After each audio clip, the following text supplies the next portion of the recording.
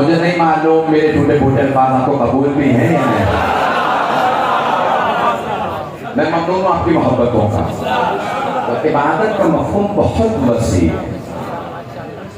गिरामी, अब मैं एक और जुमला पेश करूं। अभी तो मैंने जो कुछ पेश किया वो अमल है भाई।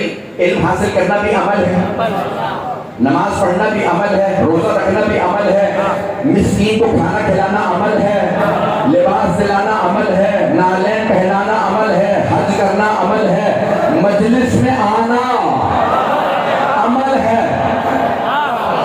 एक ऐसी इबादत बता दूं जो अमल नहीं है, सिर्फ सोच है। मजमे का सन्नाटा बताना पड़े, तवज्जो से सुनना। हबीबे खुदा ने फरमाया हुब्बु अलीय्यिल इबादा।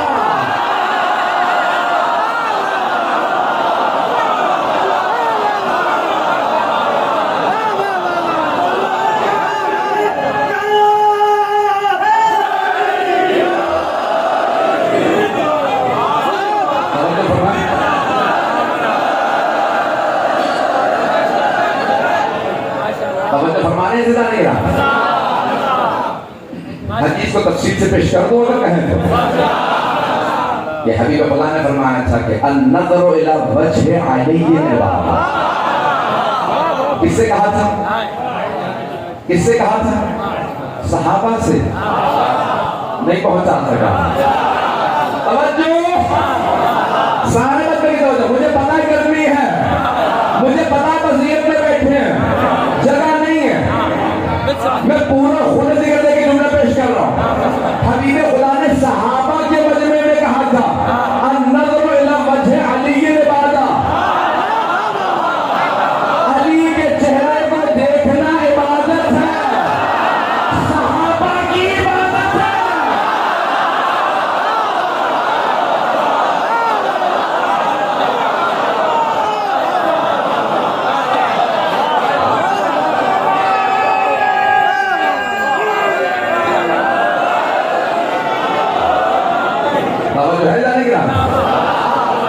सहाबा की भी इबादत यह है कि अली का चेहरा देखना, मौला का चेहरा देखना। तो सहाबा का दम भरने वालों, अली के जिक्र की मुखालिफत।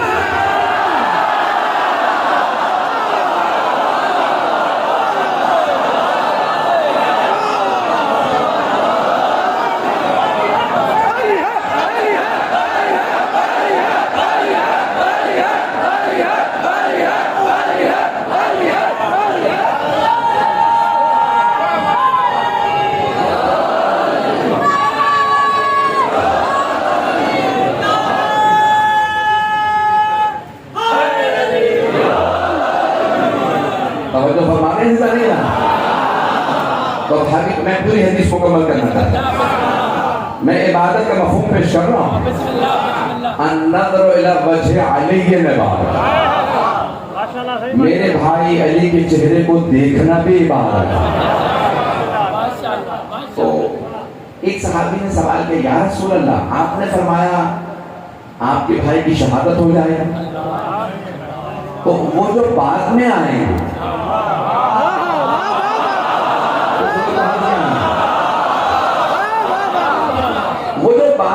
शहादत, वो चेहरे की ज़ियारत से महरूम रह जाएंगे। तो आपने फरमाया ज़िक्र अलीय्यिल इबादा।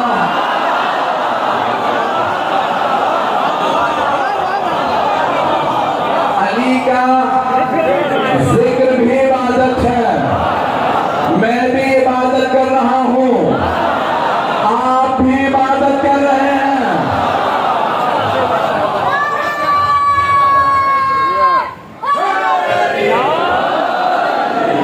अब क्योंकि रसूल खुदा इल्म गैब रखते हैं, आप जानते थे कुछ लोग पाबंदियां लगा देंगे,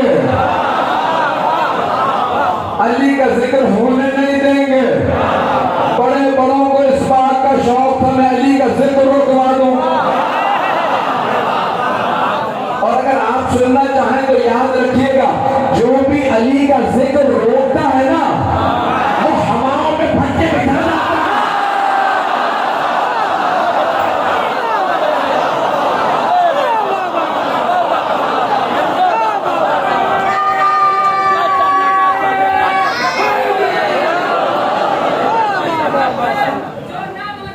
बड़ी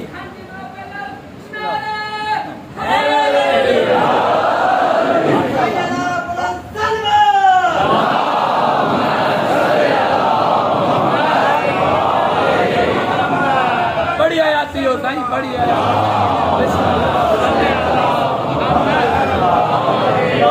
मैं आपकी मोहब्बतों का मखलूक हूं, जिस मोहब्बत से आप सुन रहे हैं। तो अब अल्लाह ने हमें ये रसूल खुदा अपने इल्म गैब से जानते थे। मेरे भाई अली के जिक्र पे पाबंदी लगा दी जाएगी, तो आपने कहा अच्छा जो देख न सके जिक्र न कर सके, तो तब आपने फरमाया हुब्बो अली ये बताना,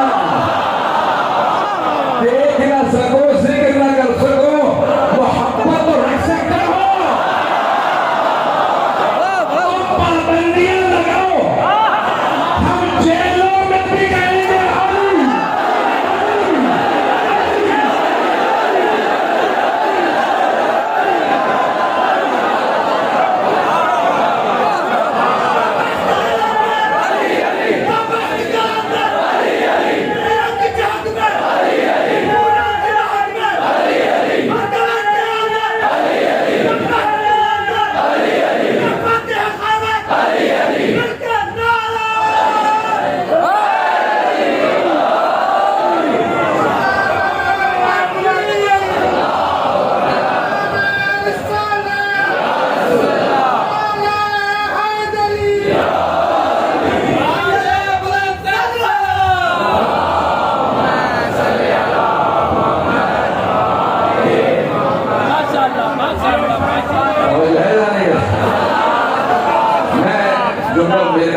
जुमला तो हरा दीजिए, तो हराने की जरूरत नहीं, पहुंच गया जहां पहुंचना था।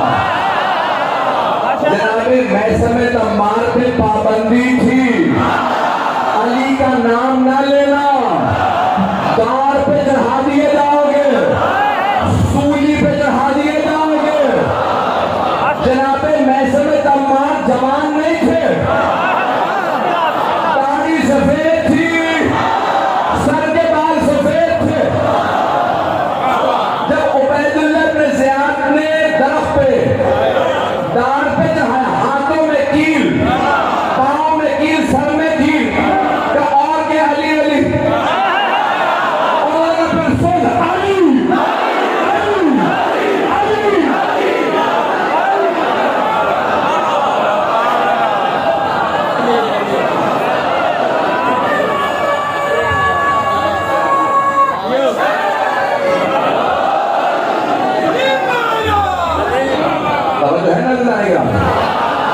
ये जिक्र रुक नहीं सकता, ये इबादत रुक नहीं सकती।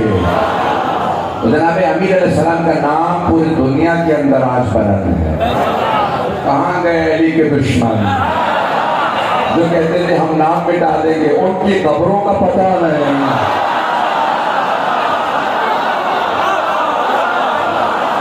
अली का रोजा आज भी बुलंद है, अल्लाह ने नाम भी दिया तो अली, कि आप अदा करें बुलंदी का एहसास होता। अब आप मुझे जोश बढ़ा रहे हैं, मैं अपने पूरे अंदाज से पढ़ना चाहूँगा। मैं यकीन माने मौजूद जो जहन में लेके आया था मुकम्मल नहीं कर पा रहा, लेकिन एक जुमला कहे बगैर आगे नहीं बढ़ सकता। जितना दुश्मनों को जिद है अली के नाम से, उतना को जिद है अली झुकने न पाए।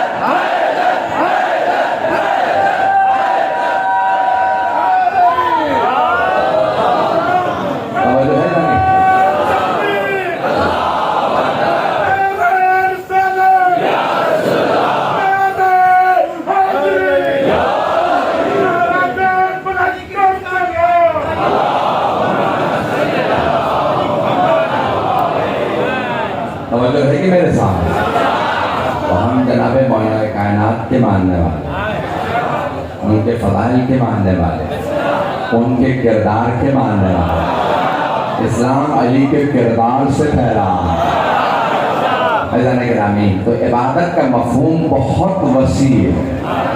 इबादत का मफ़हूम बहुत वसी है।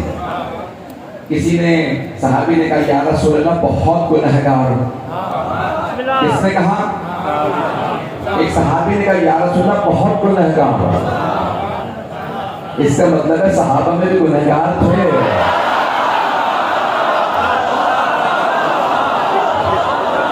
या रसूल अल्लाह बहुत गुनहगार हूं, बहुत गुनहगार हूं, आप मेरे लिए दुआ कर दीजिएगा अल्लाह मुझे माफ कर दे। तो सारे सहाबा का बनना था। आपने फरमाया तेरे माँ बाप जिंदा? नौजवानों के लिए खास तौर माँ बाप जिंदा? नहीं या रसूल अल्लाह। ठीक है जाओ मैं दुआ करूँगा। अच्छा वो चला गया। बाकी साहब या रसूल अल्लाह अगर उसके माँ बाप होते भी तो उसी कैसे होते? ये पूछना वो आपसे कह रहा है, आपसे अफजल तो कोई नहीं, तो आप क्यों पूछ रहे हैं कि माँ बाप जिंदा? का यही तो समझाना चाह रहा था कि अगर उसके माँ बाप होते ना कहता कुछ ना कर, उनकी खिदमत कर, सारे गुनाह माफ हो जाए। माँ बाप की खिदमत की तौफीक गुनाहों को बख्शवा देती है। ये जो आप थके हारे घर पहुंचते हैं और सारी थकान के बावजूद कुछ देर के लिए माँ के पांव दबाते हैं, बाप के सर को दबाते हैं, ये सारे दिन की थकान को दूर कर देती है। इंसान की रूह जिंदा हो जाती है। बस इन बातों को याद रखिएगा। मुझे इबादत के मफ़हूम को पेश करना है। सबसे देखें इंसान बनाया गया इबादत के लिए, और अगर इंसानों में कोई हो ज़ैनुल आबिदीन,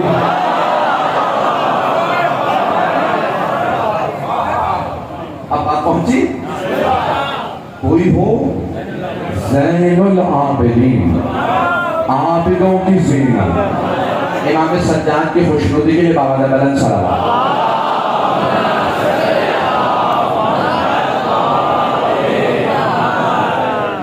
बस भाई 15-20 मिनट ज्यादा ज्यादा उसका फिर मसाइल है। अभी वो मदारिस पढ़नी है, वो भी दूसरे शहरों में। जब तक आप चलेंगे मैं इंशाल्लाह पेश करता हूँ।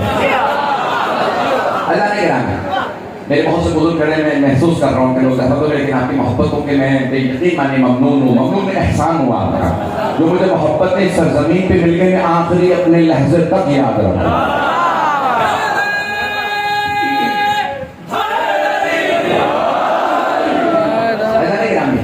हम आपके ममनून हैं भाई। ममनून, शुक्रिया। ज़ैन कहते हैं ज़ीनत को। ज़ीनत समझते हैं ना? वो कहते हैं कि भी पूरे इमाम बागा की ज़ीनत मेंबर होता है और कुछ मेंबर की भी ज़ीनत होते हैं। सारी दुनिया आबिद है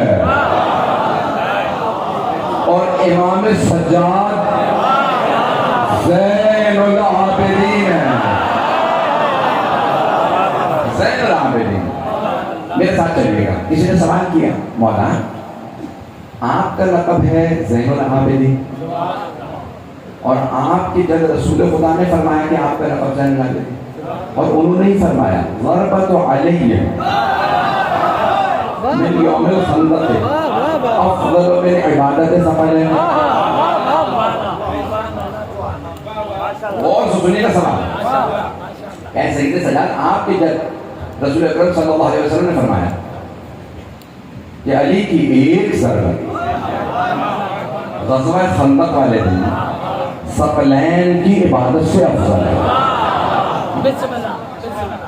मौला आप ज़ैनुल आबिदीन हैं, तो क्या आपकी इबादत ज़्यादा है या आपके जद अमीरुल मुमिनीन?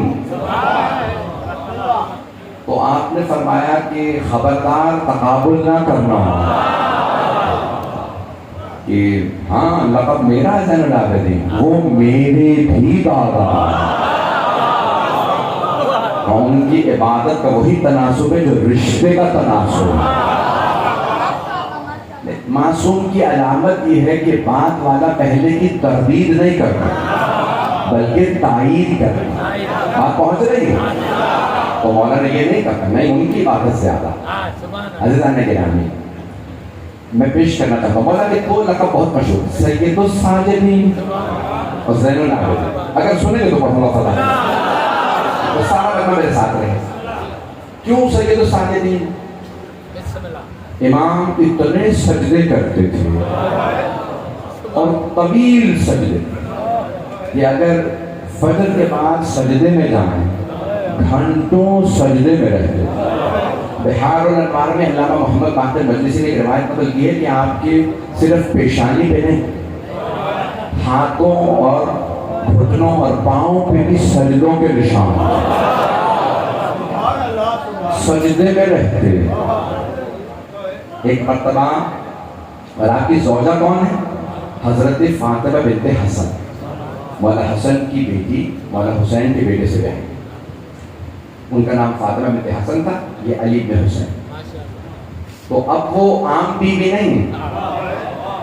बहरहाल वाक़या सुन लीजिएगा, मशहूर यही है, तमाम किताबों में, शिया सुन्नी किताबों में लिखा, आपने शायद पहले सुना हो, मुझसे सुन लीजिए। मैं सिर्फ एक नतीजा देना चाहता हूँ, वाक़या सुनाना मकसूद है, पूरा वाक़या नहीं, एक नतीजा देना कि किसी ने आवाज़ दी कि मोहम्मद बाक़िर कुएं में गिर गए।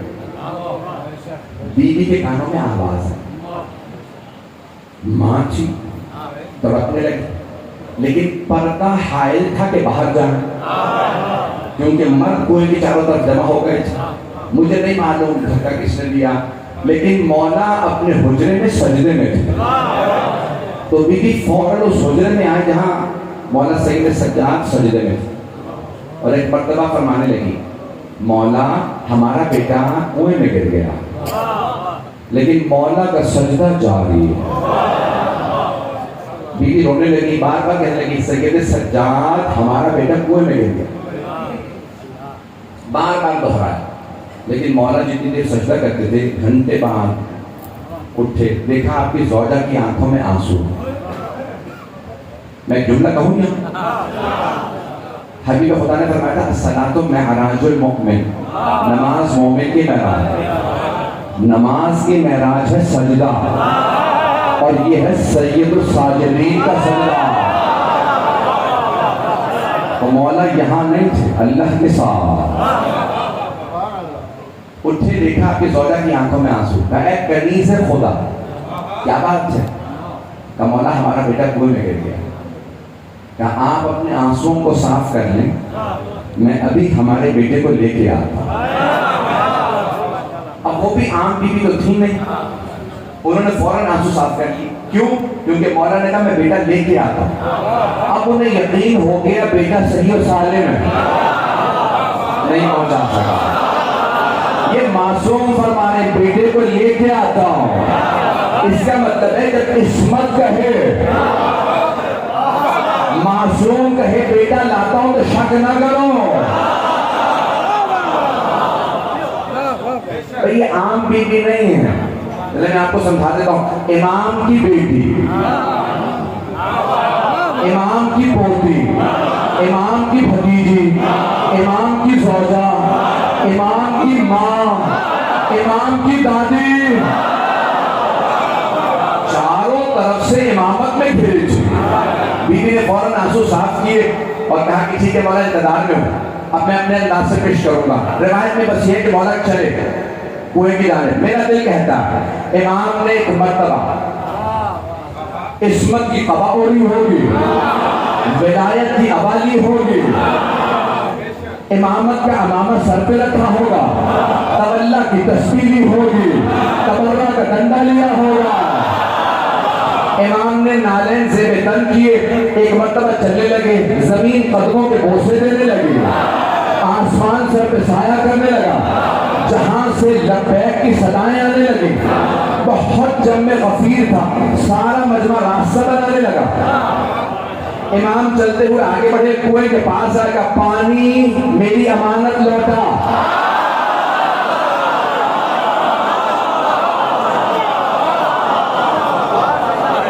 सारे मदीने ने देखा, एक मर्तबा कुएं का पानी उभरने लगा और सबने देखा पांचवें इमाम पानी के अंदर नहीं, पानी के ऊपर तशरीफ फरमा थे। जुमला ये भी नहीं है नतीजे का, चौथे इमाम ने बाहें फैलाई, अपने फर्जंद को गोद में लिया, चलने लगे। एक ने रोक के सवाल किया, फर्जंद रसूल क्या आप परेशान नहीं थे, बेटा गिर गया कुएं में? मौला ने कहा नहीं, बिल्कुल परेशान नहीं। क्या पूछ सकता हूँ क्यों? कहा मैं अल्लाह के सजदे में था, जब मैंने उसके सजदे में खयानत नहीं की तो मेरी अमानत में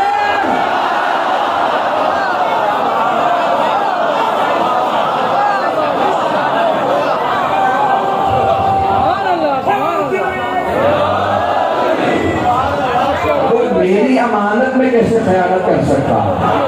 मेरा बच्चा उसके पास अमानत था। अज़ान गिरामी, ये इमाम इस तरह से सैयदुस साजिदी है। और इमाम की इबादत कैसी है? हर आदमी चाहता है सुकून हो, आराम हो, मैं इबादत करूं। लेकिन अगर कोई कैद सलासल में हो और हर जगह सजदा करे, जमीन नाज करे, इसने मुझ पे सजदा किया, वो ज़ैनुल आबिदीन, वो आबिदों की ज़ीनत। एक और आखिरी पहलू पेश करूंगा, फिर ज़हमत तो तमाम। एक सलात पढ़ेंगे मौला की खुशनुदी को।